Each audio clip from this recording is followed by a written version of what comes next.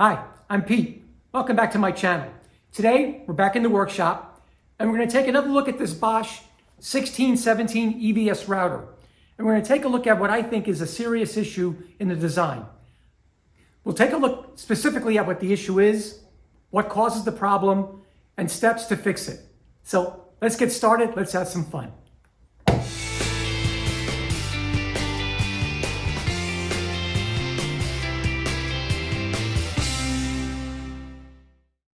I recently posted a video where I detail an issue I was having with my Bosch router table router combination. I somehow lost the ability to raise and lower the router. After some troubleshooting, I figured out the issue was not with the table itself, but with the router. The fixed base on the Bosch 1617 router table has an adjustment rod that's held in place by a spring retaining clip. I discovered that this retaining clip is very flimsy, and it's held in place by a very shallow slot on the adjusting rod.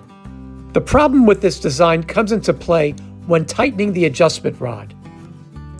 If you tighten the height adjustment rod past its stop, the spring retaining clip very easily pops out of its slot. When this happens, you can no longer adjust the height of the router with the height adjustment rod.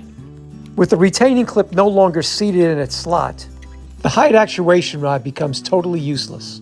The best and easiest solution that I found is to install a drill bit stop collar on the height actuation rod.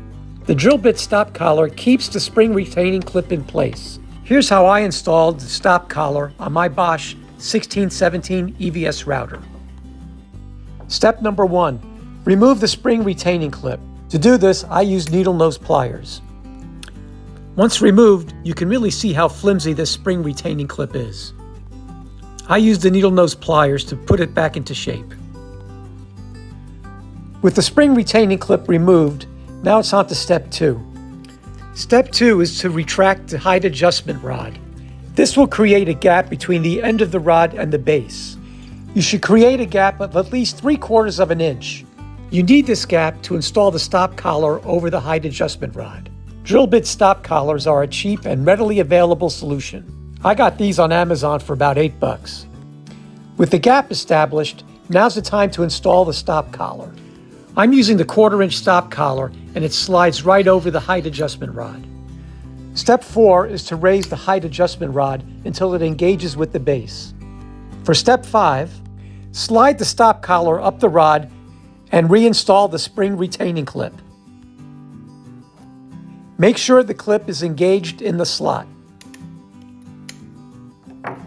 For step 6, lower the stop collar till it engages the spring retaining clip and tighten with an Allen wrench.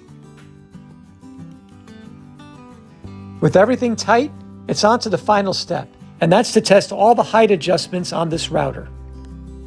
I also attempt to over-tighten the rod to make sure the spring retaining clip stays in place.